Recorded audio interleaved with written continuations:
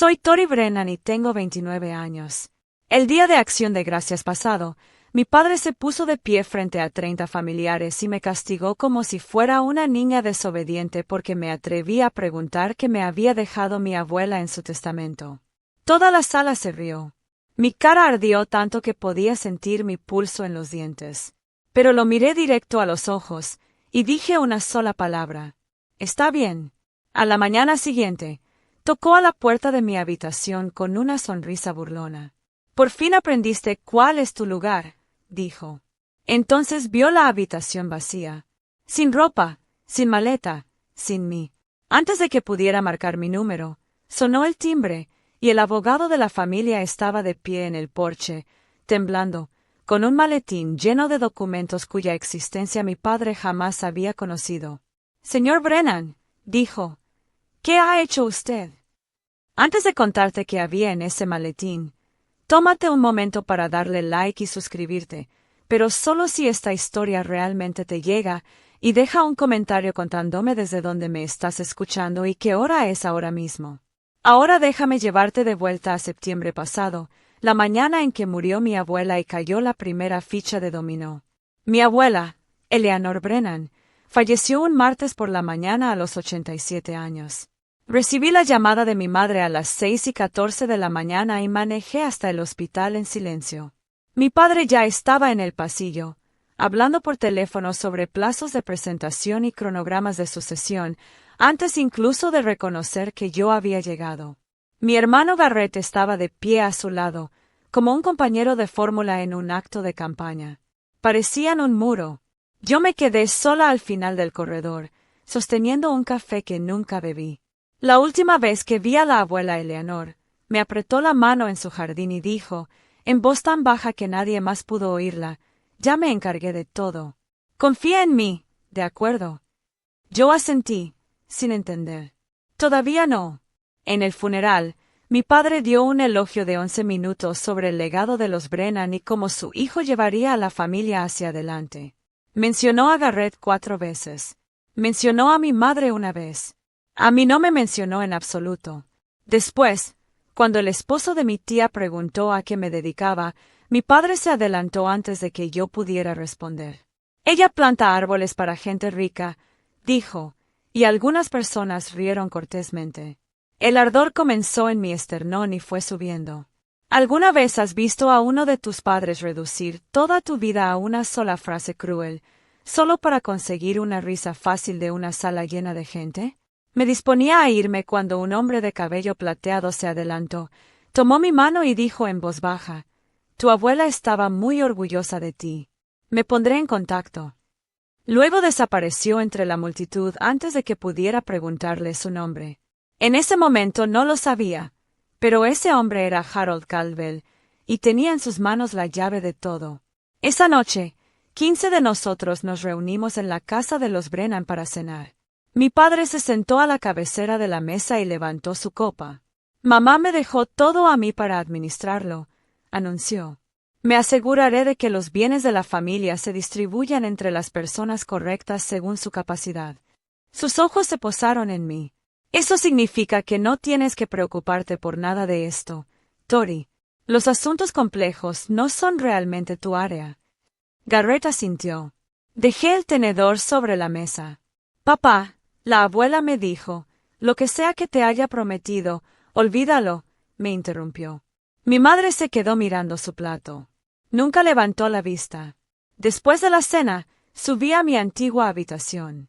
En el cajón de la mesita de noche había un sobre que antes no estaba ahí, con mi nombre escrito al frente con la letra temblorosa y deliberada de mi abuela. Adentro había 2 cosas, una carta de 2 páginas y una fotocopia parcial de un documento encabezado Contrato de Fideicomiso Irrevocable, Eleanor M. Brennan, fideicomitente, con una línea resaltada en amarillo, beneficiaria, Victoria Tori Brennan. Leí la carta con lágrimas corriendo por mi rostro. Tori, si estás leyendo esto, es porque ya me fui, y tu padre ya está haciendo lo que yo sabía que haría. Lamento no haber podido detenerlo mientras estuve viva. Lo intenté a mi manera, pero los hombres como tu padre no escuchan a las mujeres. Solo escuchan documentos. El fideicomiso original está con mi abogado, Harold Caldwell, en la avenida Northwest 23 D. La copia que te dejé es parcial, no es suficiente para probar nada por sí sola, pero sí suficiente para que sepas que digo la verdad. No le muestres esto a nadie, ni a tu padre, ni a Garrett, ni siquiera a tu madre. Amo a Linda, pero ella se lo dirá a Richard. Espera el momento correcto, y Harold sabrá qué hacer. Tú siempre has sido mi arquitecta, Tori, la que construye. No dejes que te derriben. Con todo mi amor, abuela. Presioné la carta contra mi pecho. No tenía abogado. Mi abuela llevaba 48 horas bajo tierra. Pero por primera vez en años, sentí que alguien creía en mí y lo había puesto por escrito. De vuelta en Portland, pasaron 3 semanas. Entonces, enterrado en mi bandeja de entrada, encontré un correo que Garrett me había reenviado por accidente, una cadena con mi padre, con el asunto enmienda al fideicomiso, borrador de petición. Garrett había redactado una petición legal solicitando un cambio de beneficiaria en el fideicomiso de la abuela Eleanor, citando mi incompetencia financiera.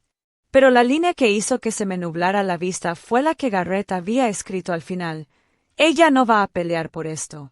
Nunca pelea por nada. Esa es la belleza del asunto, papá. Me quedé sentada mucho tiempo. Luego capturé cada mensaje en pantalla, los respaldé, y llamé a mi madre. Dile a papá que estaré ahí para Acción de Gracias. Iba a volver a casa. No para arreglar nada. A la mañana siguiente, llamé a la oficina de Harold Caldwell, y 2 horas después estaba sentada frente a él. Tu abuela me contrató hace 20 años, dijo, y hace 8 años me pidió que creara un fideicomiso irrevocable contigo como única beneficiaria. Deslizó el documento original sobre el escritorio, 620,000 pesos en un fideicomiso educativo administrado por US Bank. Irrevocable significa que tu padre, como fiduciario, no puede alterar a la beneficiaria sin tu consentimiento por escrito o un fallo judicial sobre la incapacidad de la fideicomitente. Tu abuela previó esto. Hizo que su médico evaluara su capacidad cognitiva la misma semana en que firmó. Estaba completamente en sus facultades. Me contó que mi padre ya había presentado una petición, nombrando a Garrett como el nuevo beneficiario y diciéndole a la corte que no había podido localizarme. Le mostré la cadena de correos. Levantó la vista. Esto es evidencia de incumplimiento del deber fiduciario. Si quieres pelear esto, tienes todo lo que necesitas. Quiero pelear esto, dije. Luego, casi como una idea tardía, tu abuela también te dejó la cabaña en Cannon Beach. No creo que tu padre sepa de su existencia. Me miró por encima de sus lentes. Pasó los últimos 8 años asegurándose de que estuvieras protegida. La pregunta es, ¿cuándo quieres usar esto? Acción de Gracias, dije. Invitó a toda la familia.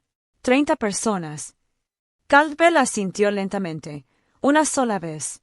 Empaqué una bolsa, con la carpeta manila de copias notariadas guardada adentro, y manejé hacia el sur, a la casa de los Brennan.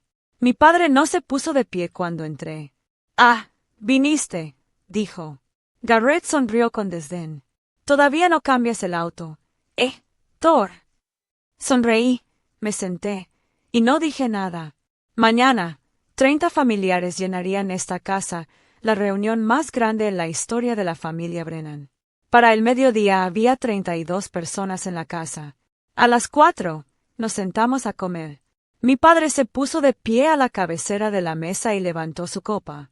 Perdimos a mamá este año, pero la familia Brennan sigue adelante, y estoy más orgulloso que nunca de mi hijo, Garrett, quien acaba de ganar el caso más importante de su carrera. Aplausos. Desde la mesa plegable, mi tía Margaret exclamó, ¿Y Tori? ¿Alguna buena noticia, cariño? Tori todavía está encontrando su camino, dijo mi padre, sin mirarme. Es creativa, eso hay que reconocérselo. Pero toda familia necesita a alguien que le recuerde al resto que no tome el camino equivocado. ¿Verdad, Tori? La risa recorrió ambas mesas, y yo me quedé ahí absorbiéndola, como lo había hecho desde que era niña. Después de que retiraron los platos, Mi padre se puso de pie otra vez. Mañana por la mañana haré un anuncio familiar importante sobre el patrimonio de mamá. Espero que todos estén presentes. Es lo que mamá hubiera querido. Por un segundo, su sonrisa se afiló hasta convertirse en algo que no era, en absoluto, una sonrisa. Me disculpé para ir a lavar los platos. Garrett se recostó contra el marco de la puerta. Deberías agradecerle a papá por siquiera dejarte sentar en la mesa, aunque fuera la mesa de los niños. Seguí fregando. Pero algo en mí, un cable tensado durante 29 años, finalmente vibró. Garrett, dije, con la voz baja y firme, ¿sabes qué me dejó la abuela? Él salió de la cocina sin decir una palabra. 10 minutos después, la voz de mi padre tronó desde la sala. Tori, ven aquí ahora mismo. 32 rostros me miraron fijamente. ¿Qué le dijiste a tu hermano? Exigió saber. ¿Lo amenazaste con el testamento? ¿Crees que puedes manipular a esta familia? Abrí la boca para responder. Él no me dejó. Estás castigada, dijo. Estás castigada hasta que le pidas disculpas a tu hermano. Ve a tu habitación. La sala estalló, no en protesta, sino en risas. 32 personas, la mayoría adultos, riéndose porque Richard Brennan acababa de castigar a su hija de 29 años como si fuera una niña malcriada. Mi cara ardió. Busqué a mi madre con la mirada. Estaba sentada en un rincón, mirándose las manos, en silencio. Nadie dijo basta. Nadie dijo ya es suficiente, Richard. Sostuve la mirada de mi padre durante 3 segundos completos. Luego dije, con una voz tan calmada que hasta a mí me sorprendió, «Está bien». Me di la vuelta. Subí las escaleras. Cerré la puerta de mi habitación detrás de mí. Y entonces tomé mi teléfono y llamé a Harold Caldwell. «Necesito que traigas los originales mañana por la mañana, a las 8 de la mañana». «Ahí estaré», dijo. «Sé que en este momento algunos de ustedes están furiosos por mí, y honestamente, no los culpo. ¿Alguna vez te ha humillado tu propia familia frente a una sala llena de gente? ¿Alguna vez alguien que se suponía debía protegerte te puso en tu lugar? Me fui a las 4:15 de la madrugada, sin drama, solo con mi bolsa y la carpeta Manila, bajando las escaleras en calcetines para que los tablones del piso no crujieran. Lo único que dejé atrás fue la foto enmarcada de la abuela Eleanor, boca abajo sobre la mesita de noche. A la mañana siguiente, mi padre tocó a mi puerta esperando una disculpa y encontró el armario vacío. Bajó las escaleras y anunció, sin ninguna emoción, «Tori se fue. Se marchó en medio de la noche como una cobarde». Garrett sonrió.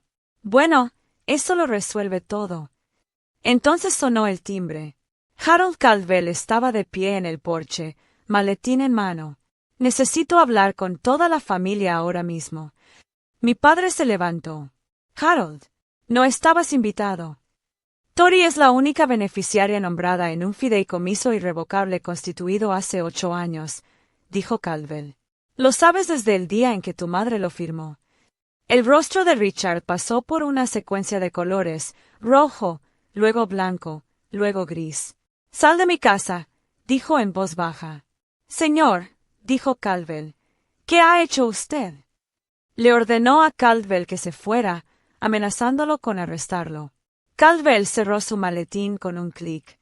«Me iré, pero volveré a las 2 de la tarde para la lectura formal del patrimonio de Eleanor Brennan, que usted mismo programó. Y no vendré solo». Para las 9:41 de esa mañana, un oficial de fideicomisos de US Bank había confirmado por escrito que yo era la única beneficiaria nombrada, con el capital de 620,000 pesos intacto ante la petición de mi padre. Manejé hasta la oficina de Caldwell una última vez, y él extendió la evidencia sobre su escritorio, el fideicomiso original, la carta del médico confirmando la capacidad de la abuela, la confirmación del banco, y la cadena de correos con ella no va a pelear por esto resaltado en amarillo. A la 1:45, manejé de vuelta a la calle Hawthorne. Adentro, mi padre estaba de pie frente a 30 familiares sentados, con una sola hoja de papel en la mano, sosteniéndola como los jueces sostienen los veredictos.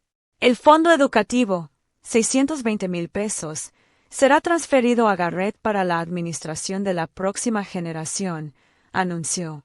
En cuanto a Tori, mamá quería que tuviera un gesto de buena voluntad. $5,000. Algunos asintieron con simpatía. Garrett bajó la mirada en una actuación de humildad tan pulida que podría haber ganado un premio. ¿Hay alguna pregunta?, preguntó mi padre. Quiero que te imagines esto por un segundo. Entras a una sala.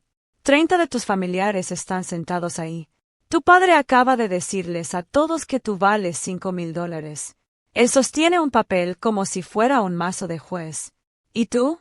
Tú sostienes la verdad. ¿Qué harías? Dime en los comentarios. Entré a la sala. Todas las cabezas se voltearon. Vaya, dijo mi padre. La hija pródiga regresa. ¿Viniste a disculparte con tu hermano? No, dije. Mi voz sonaba firme, calmada, aunque mi corazón golpeaba con fuerza contra mis costillas. Vine a escuchar el testamento. El verdadero. Pasé junto a él y puse la carpeta manila sobre la mesa. Caldwell entró detrás de mí. ¿Qué es esto?, dijo Richard, su molestia agriándose hacia algo más feo. Te dije esta mañana, sal de mi casa. Me volteé para mirar a la sala, no a mi padre, a la gente. Perdón por interrumpir, dije, pero lo que mi padre acaba de leer no es el testamento de mi abuela. No es su documento de fideicomiso. Es un plan de distribución que él mismo escribió. Este es el fideicomiso irrevocable original que Eleanor Brennan constituyó hace 8 años. Fue registrado con su abogado y verificado por US Bank. Mi abuela nombró a una sola beneficiaria. A mí. Silencio. El silencio absoluto y denso de una sala que acaba de darse cuenta de que está presenciando algo que no puede deshacerse. El rostro de mi padre perdió todo el color de golpe. La tía Margaret dijo con claridad, «Déjenla hablar». Caldwell abrió su maletín, sacó el documento original del fideicomiso y lo levantó para que la sala pudiera ver el sello del notario. «Este es el fideicomiso irrevocable de Eleanor Margaret Brennan», dijo. Leyó en voz alta. La fideicomitente establece por este medio este fideicomiso irrevocable para el beneficio exclusivo de su nieta, Victoria Tori Brennan. Capital del fideicomiso, la suma de $620,000. Adicionalmente, la propiedad ubicada en 4714 Hawthorne Street, cuya escritura está registrada bajo el condado de Multnomah, será transferida a la beneficiaria tras el fallecimiento de la fideicomitente. Un grito ahogado colectivo recorrió la sala. «Le dejó la casa a ella», susurró alguien. Caldwell bajó el documento. En los últimos 3 meses, el señor Brennan presentó una petición para cambiar a la beneficiaria por su hijo, Garrett, alegando que no había podido localizar a la señorita Brennan. Además, no le notificó sobre la existencia del fideicomiso, como lo exige la ley de Oregón. Sacó la cadena de correos impresa y leyó la línea en voz alta. Ella no va a pelear por esto. Nunca pelea por nada. Esa es la belleza del asunto, papá. La sala se volteó a mirar a Garrett. Su rostro se había puesto del color de la ceniza. Ella estaba confundida, dijo mi padre, con las palabras desgastadas. Mi madre no sabía lo que estaba firmando. El médico de su madre realizó una evaluación cognitiva la misma semana de la firma, dijo Caldwell. Obtuvo un puntaje en el percentil 93 para su grupo de edad. Era más aguda que la mayoría de las personas en esta sala. Desde el fondo, la tía abuela Judith habló por primera vez en 2 días. Eleanor me contó sobre el fideicomiso. Hace 8 años, dijo que Richard intentaría quitárselo, pero que ella se había asegurado de que no pudiera. Ella lo sabía. Siempre lo supo. Mi padre se volvió contra Garrett. Di algo. Tú eres el abogado. Impúnalo. Garrett no se movió. Papá, irrevocable significa irrevocable. Te lo dije desde el principio. Dijiste que ella nunca lo descubriría. Y ahí estaba, frente a 30 testigos, mi padre confirmando cada detalle que Caldwell acababa de presentar. Su copa de vino se le resbaló de la mano y se hizo añicos contra el piso de madera. Entonces su postura cambió. La agresividad se desvaneció, y en su lugar apareció algo que le había visto usar 1000 veces antes. Suavizó su voz. Tori, cariño.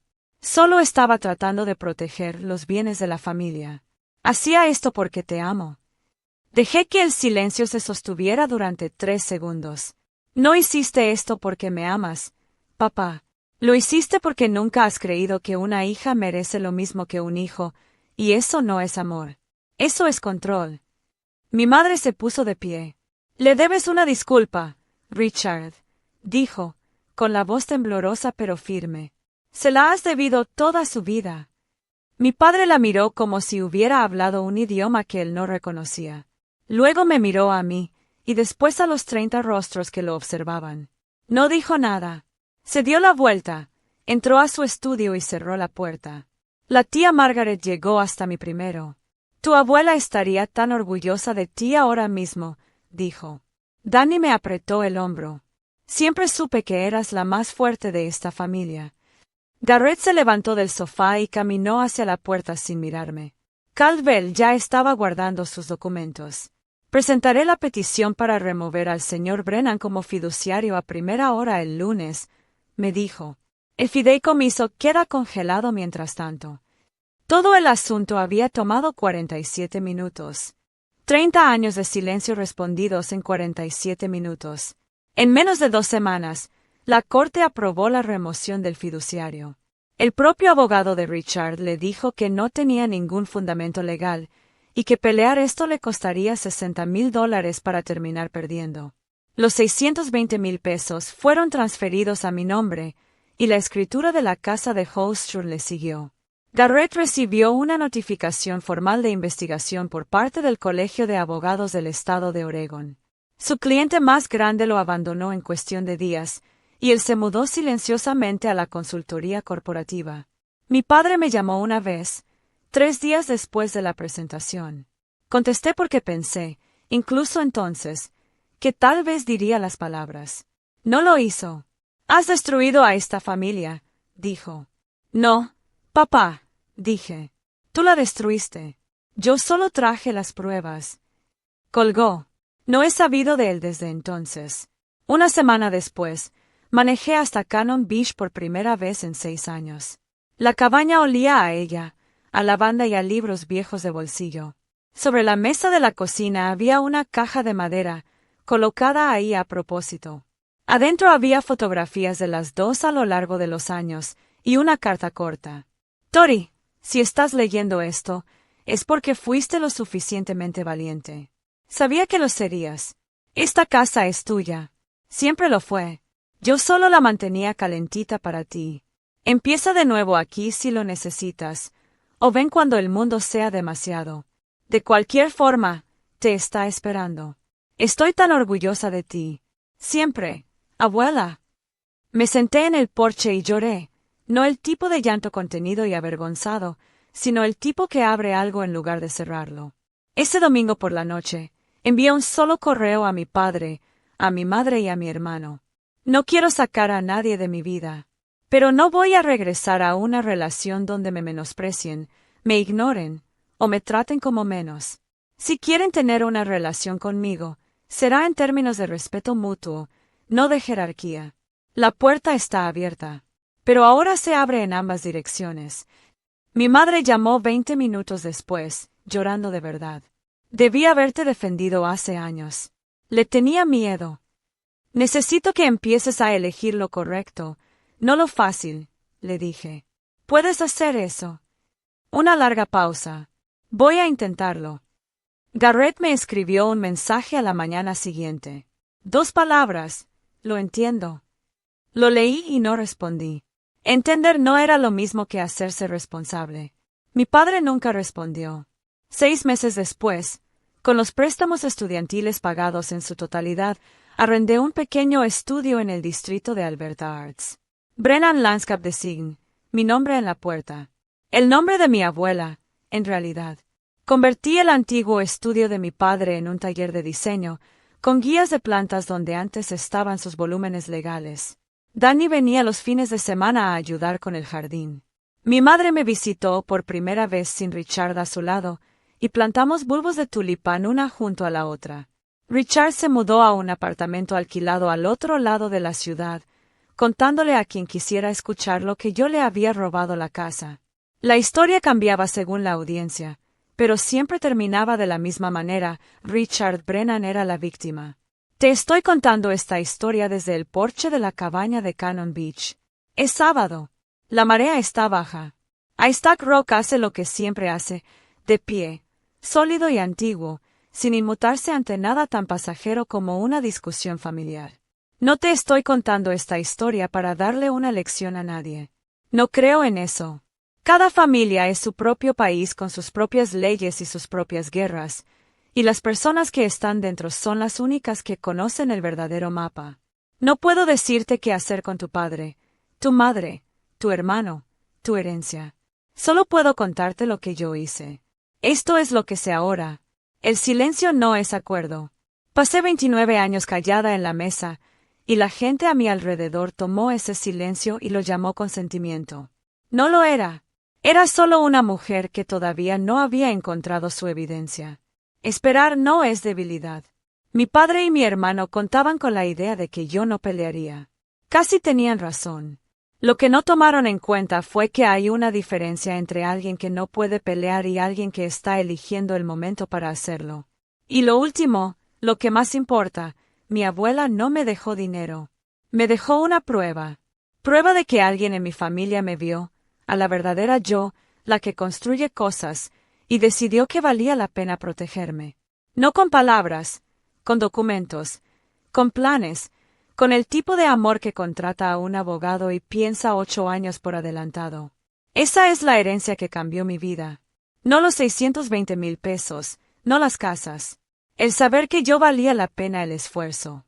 Todavía tengo el póster de Frank Lloyd Wright de mi antigua habitación. Ahora está en la pared de mi estudio, con las esquinas todavía enroscadas. Lo miro cada mañana y pienso en la chica que lo pegó con cinta a los 16 años, que quería construir cosas hermosas y a quien le dijeron que eso no era suficiente. Ella era suficiente. Siempre fue suficiente. Solo necesitaba el papeleo para probarlo.